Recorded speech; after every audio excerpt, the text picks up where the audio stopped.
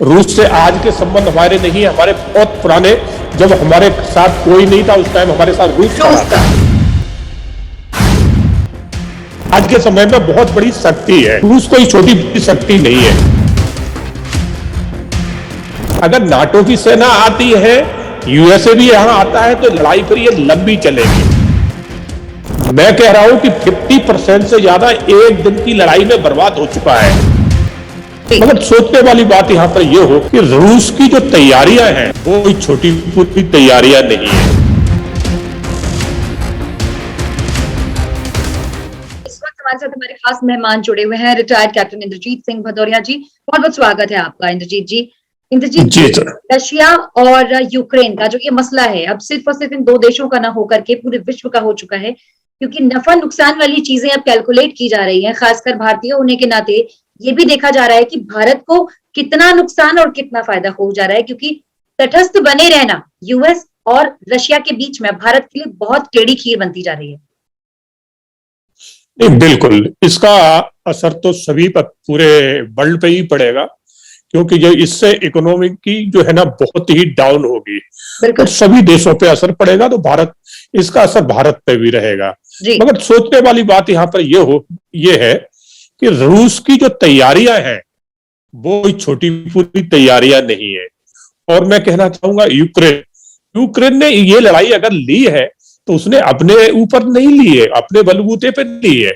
वो जानता था कि हम रूस के साथ नहीं टकरा सकते, उसकी सैन्य शक्ति इतनी है बिल्कुल नहीं, उसकी इतनी सैन्य शक्ति, मगर उसे भरोसा था कि उसके साथ नाटो के देश और इंग्लैंड, अमेरिका जो उससे बार बार कह रहे थे कि हम आपके साथ हैं, तो उसे पूरा भरोसा था कि ये सारी सेनाएं, ये देश हमारे साथ आएंगे।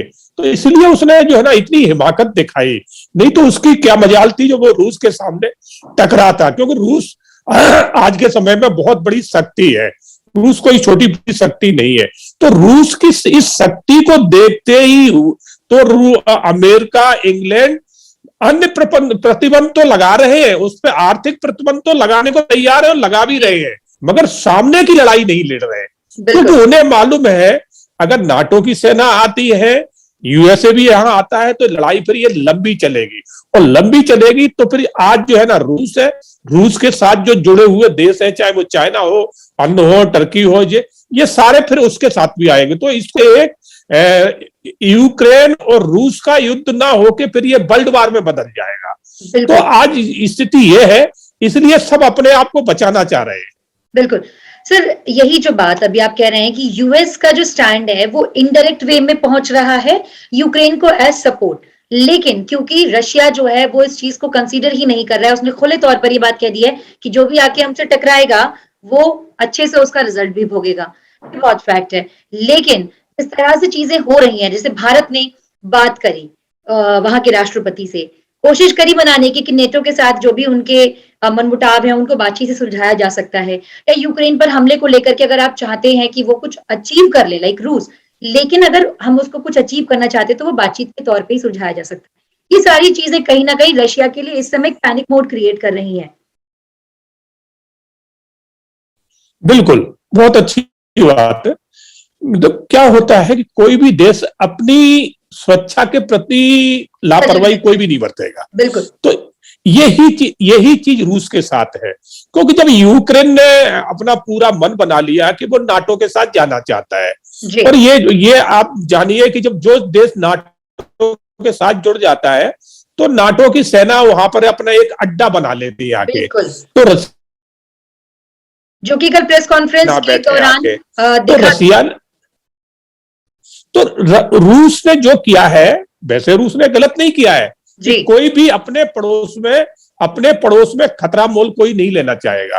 तो रूस ने जो पहले समझाया उसको, यूक्रेन को, कि आप नाटो में शामिल ना हो, अगर यूक्रेन नहीं माना है, उसके बाद भी उसने, आप देखिए, कम से कम 15-20 दिन से उसने पूरी तैयारी की, उसने वहां युद्ध अभ्यास किया उनके यूक्रेन के बॉर्डर पे, उनके बिल्कुल नजदीक जाके, मतलब उसको ये जाहिर कराया कि आप अगर मेरी बात नहीं मानेंगे तो मुझे इस तरह का डिसीजन लेना पड़ेगा। फिर भी यूक्रेन नहीं माना। यूक्रेन क्यों नहीं मान रहा था? कि उसको भरोसा था कि नाटो देश हमारे साथ आ जाएंगे, अमेरिका जिस तरह से कह रहा है वो हमारे साथ आ जाएगा, मगर ये एक भी नहीं आए। तो आज स्थिति यूक्रेन की क्या है कि आज यूक्रेन, मैं कह रहा हूं कि 50% से ज्यादा एक दिन की लड़ाई में बर्बाद हो चुका है। यूक्रेन की बहुत बुरी हालत है। अगर इन देशों ने यूक्रेन को अगर सहायता नहीं दी तो रसिया इसको बिल्कुल बर्बाद कर देगा। यूक्रेन का हो सकता है कि नामो निशान खत्म हो जाए। तो मैं तो यही कहूंगा कि यूक्रेन को अगर लगता है उसके साथ अगर अन्य देश नहीं आ रहे तो उसे सिलेंडर कर देना चाहिए, अपने देश की बर्बादी करा दे। कि अगर सोची समझी ये एक रणनीति कहें या जो भी कहें, दूसरा अफगानिस्तान बनाने की तैयारी की जा रही है। बिल्कुल बिल्कुल, आपने देखा होगा कि अफगानिस्तान में कम से कम पिछले काफी समय से जो ना यूएसए की सेनाएं, नाटो की सेना रह रही थी। बिल्कुल। और जब गए तो जब वहां से जो छोड़ के गए तो किस स्थिति में उनको छोड़ के गए कि वो पूरा वर्ल्ड ने देखा था कि वहां की आम जनता को आतंकवादियों के हवाले करके छोड़ के भाग गए। और आम जनता अपने छोटे छोटे बच्चों को लेके हवाई जहाज पे लटक लटक के भागने को तैयार थी, मगर पूरा वर्ल्ड देख रहा था, कोई सहायता के लिए नहीं आया था। तो आज की स्थिति वो बन चुकी है कि जिसकी लड़ाई है वो ही अगर सक्षम है तो लड़िए, और नहीं आप दूसरे के भरोसे सोचोगे तो अब कोई नहीं आ रहा, सब अपनी लड़ाई लड़ रहे हैं। और अमेरिका तो एक बिजनेसमैन है, आप जानो, इस दुनिया जानती है अमेरिका को सिर्फ अपने हथियार बेचना है। और यही उसने यूक्रेन की लड़ाई जो शुरू होने से पहले यूक्रेन को उसने काफी मिलियन की संख्या में अपने हथियार उसको बेच चुका है। तो ये सब बिजनेसमैन है, ये पहले अपना फायदा सोचते हैं, दूसरे का बाद में सोचते हैं। वही आज यूक्रेन के साथ हुआ है। आज यूक्रेन की अगर ये स्थिति है तो इन देशों की वजह से है, और यूक्रेन इनकी बातों में आ गया, इसलिए उसने अपने आप को बर्बाद कर लिया। और ये मैं तो कह रहा हूं कि यूक्रेन, इंद्रजीत जी, भारत इस समय ऐसे मझधार पे खड़ा हुआ है जहां से ना वो पार जा सकता है ना खड़ा ही रह सकता है, बिल्कुल चुप होकर के। इस समय भी भारत के लिए कुछ भी कूटनीतिक निर्णय लेना सबसे ज्यादा जरूरी है। आपके हिसाब से भारत का क्या स्टैंड होना चाहिए? बिल्कुल, बहुत अच्छी बात है। भारत क्या है कि भारत के संबंध रूस से भी बहुत पुराने संबंध है। रूस से आज के संबंध हमारे नहीं है, हमारे बहुत पुराने। जब हमारे साथ कोई नहीं था उस टाइम हमारे साथ रूस खड़ा था। बिल्कुल। जब चाइना से युद्ध हुआ था उस टाइम भी रूस था, पाकिस्तान से जो हमारा जो हुआ उस टाइम भी रूस था, और आज दिन तक रूस है। जब S-4 मिसाइल हमें दी गई है उसके ऊपर अमेरिका ने सबने प्रतिबंध लगाने की सोचा, मगर फिर भी उसने हमें दी। तो मैं ये उसको डिनाई नहीं कर सकते हैं, क्योंकि हमारा सबसे पुराना साथी और भरोसेमंद साथी है। मगर कुछ समय से अमेरिका से भी हमारे संबंध बहुत अच्छे जुड़े हैं। जिस तरह से हमारे माननीय प्रधानमंत्री मोदी जी ने अंतर्राष्ट्रीय लेवल में एक अपनी छाप बनाई, अपनी जगह बनाई है, तो उससे क्या है इनके हर देश से बहुत अच्छे संबंध बने। तो ये कहना ये थोड़ा हटके होगा कि ना तो हम यूएस के साथ खड़े हो सकते हैं और ना ही हम रसिया के साथ खुल के जा सकते हैं, क्योंकि इस टाइम मित्रता दोनों जगह है और दोनों से ही हिंदुस्तान को दोनों ही जगह से हिंदुस्तान को बहुत फर्क पड़ जाएगा। तो इसलिए हिंदुस्तान अभी ये बाज के मूड में है। वो पहले स्थिति को भांप रहा है और समझाने की कोशिश कर रहा है, रूस को भी समझा रहा है और यूएसए से भी चर्चा चल रही है माननीय प्रधानमंत्री की। किया जाए किसके साथ जाए किसके साथ ना जाए, मतलब किसे रूठने दे और किसको मनाए, भारत क्या स्टैंड ले सकता है? क्या लगता है आपको एक विशेषज्ञ के तौर पे? क्योंकि सबसे बड़ी बात है रक्षा नीति को अगर देखा जाए, इकोनॉमी को देखा जाए, फाइनेंशियल सारे एक्सपोजर्स को देखा जाए, तो उस हिसाब से भारत को किसका साथ देना फ्यूचर पर्सपेक्टिव से, भविष्य के हिसाब से ज्यादा बेहतर डिसीजन होगा? क्या है, अगर ये सोचा जाए कि हमारा सबसे पुराना मित्र रूस है तो भारत को रूस के साथ जाना चाहिए जी। और अगर आज के समय से सोचा जाए, आज न्यू भारत के हिसाब से सोचा जाए, तो फिर हमें अन्य देशों के साथ जाना चाहिए, क्योंकि एक तरफ देश की सबसे बड़ी अन्य शक्तियां हैं, जो महान शक्तियां हैं, जो अमेरिका है, इंग्लैंड है, जर्मन है, ये सब एक तरफ है। तो अगर हम इनसे अलग होते तो भी हमें बहुत बड़ी आर्थिक नुकसान उठाने पड़ेंगे। तो ये सब चीजें देख के हमें आज के समय के हिसाब से चलना चाहिए। ठीक है, रूस भी हमारा अच्छा मित्र है, हम उसके खिलाफ भी नहीं जा सकते, मगर हम अपना भविष्य भी देखना पड़ेगा, हमें अपना फ्यूचर भी देखना पड़ेगा कि आगे हमें चल के किन लोगों के साथ रह के हम अपने देश को आगे बढ़ा सकते हैं। तो माननीय प्रधानमंत्री मोदी जी यही सब चीजों पे विचार कर रहे हैं, और वो जो भी डिसीजन लेंगे बहुत सोच विचार के लेंगे। अभी वो जल्दबाजी में कोई डिसीजन लेने वाले नहीं है, क्योंकि चर्चा उनकी रूस से भी हुई है, कल भी हुई है रूस से, और इधर यूएसए से भी चल रही है, जो बाइडन से। तो चर्चा हमारी सबसे चल रही है, मगर हम दोनों ही स्थितियों को ध्यान में रख के चर्चा कर रहे हैं। सोच पहले यही है, दबाव बनाने की कोशिश कर रहे हैं रूस के ऊपर कि वो युद्ध समाप्त कर दे।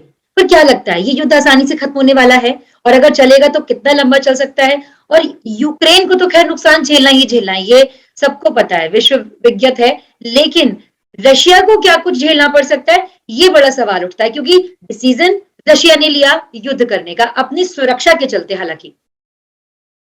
बिल्कुल, रशिया, अगर यूक्रेन और रशिया का ही युद्ध चलता है तो रशिया को ज्यादा नुकसान नहीं होगा। थोड़ा बहुत नुकसान तो सभी को होता है जब युद्ध होता है। तो यूक्रेन को युद्ध ज्यादा, इसको युद्ध में यूक्रेन को बिल्कुल बर्बाद होना पड़ेगा, और ज्यादा लंबा युद्ध भी नहीं चलेगा। मैं यही कहूंगा कि ये 2-4 दिन में यूक्रेन को ऊपर बिल्कुल पूर्ण रूप से कब्जा कर लेगा।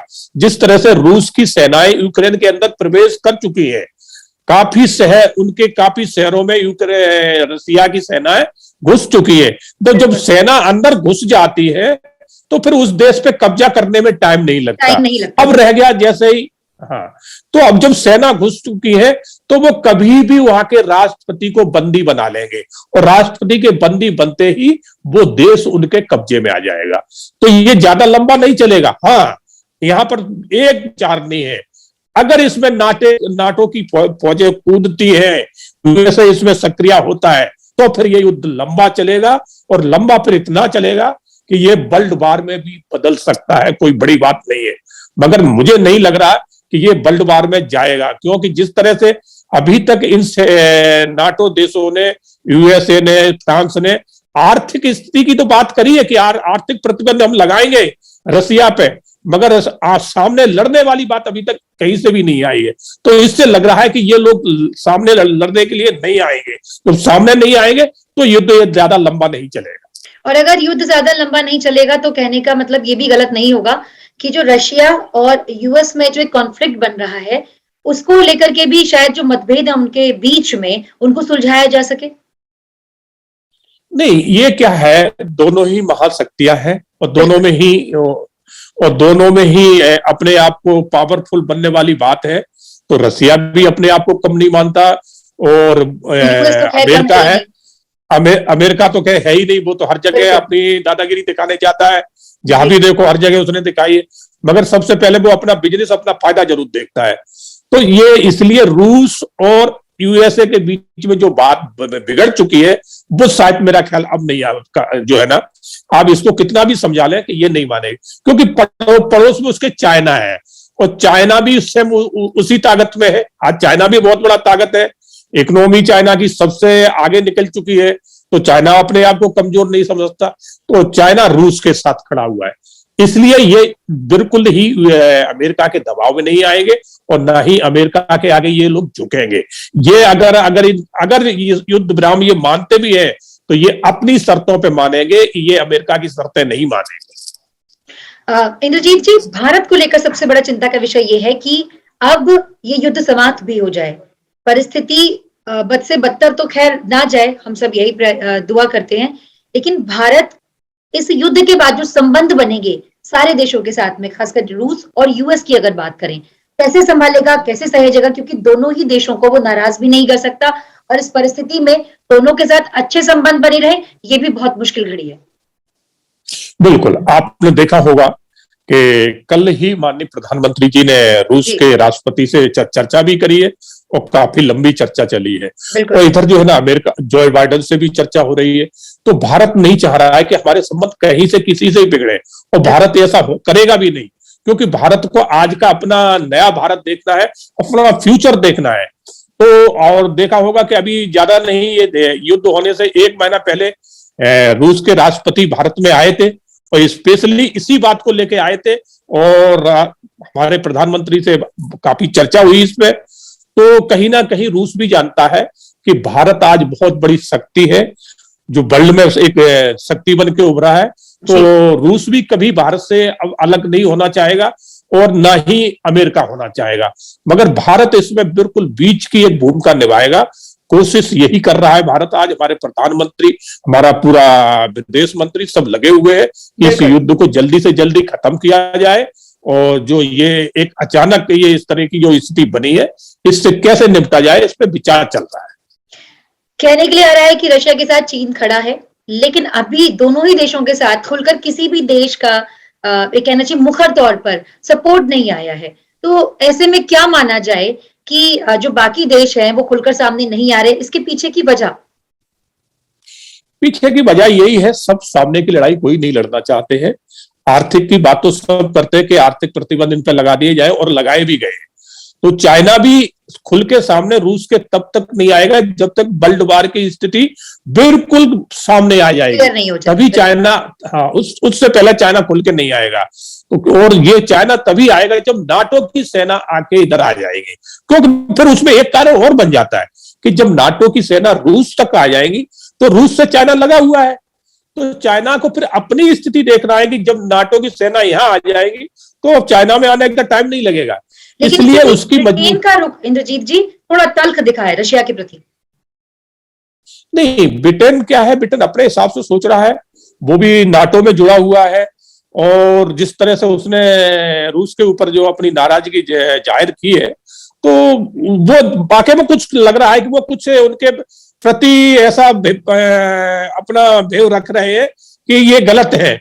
मगर एक चीज देखना पड़ेगी कि यहाँ पर अमेरिका खुल के नहीं बात कर रहा है, प्रतिबंध लगाने की तो बात कर रहा है, मगर जिस तरह से इंग्लैंड ने कहा है, अमेरिका, जो बाइडेन जो है ना, उस तरह की बात नहीं कर रहे।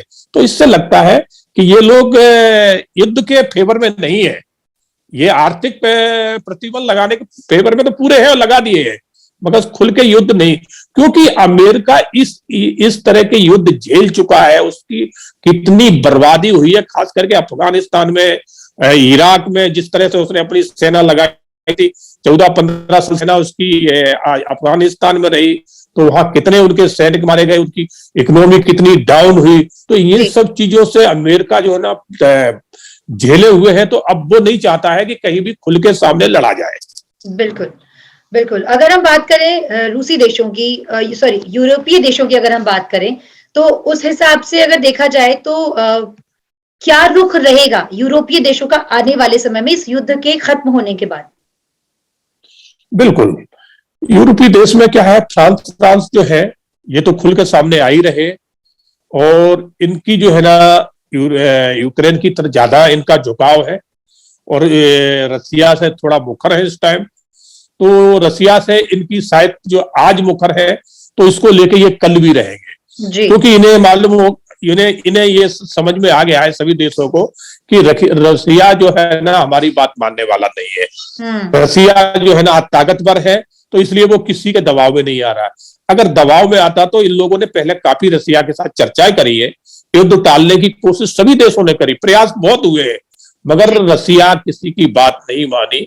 वहां रसिया के जो राष्ट्रपति है, उन्होंने सबको नकार दिया, सिर्फ एक उन्होंने अपनी सुरक्षा देखी, सब सर्वोपरि रखी है। और मैं तो कहता हूं हर देश के राष्ट्रपति, प्रधानमंत्री को ऐसा ही होना चाहिए कि देश की सुरक्षा सर्वोपरि होना चाहिए, क्योंकि ये देश का नजरिया है। मगर हम लोग तो दूसरे नजरिया से सोच रहे हैं कि इसमें पिस रहा है यूक्रेन, तो हम इसलिए थोड़ा उसके फेवर में चले जाते हैं। बाकी रसिया अपनी जगह सही है, गलत नहीं।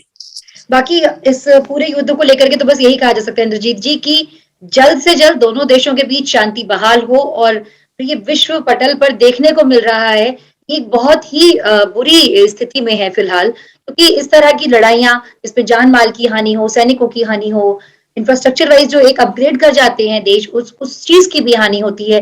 एक समय लगता है विकास की दर को बढ़ाने में, वो विकास से पिछड़ जाते हैं। सारी चीजें बमुश्किल हालात जो हैं वो बहाल हो जाएं, यही हम सबकी दुआ है। बहुत बहुत धन्यवाद इंद्रजीत जी हमारे साथ जुड़ने के लिए आपका। तो रशिया और यूक्रेन के इस युद्ध को जो ये परिस्थिति बनी हुई है, इसके साथ ही हम ये भी कहना चाहेंगे कि फिलहाल ये युद्ध समाप्त हो जाए, दुनिया में शांति की बहाली हो जाए, और सारी चीजें वापस से उसी स्तर पर पहुंच जाएं जहां पर वो इस युद्ध से पहले थी। बहुत बहुत शुक्रिया।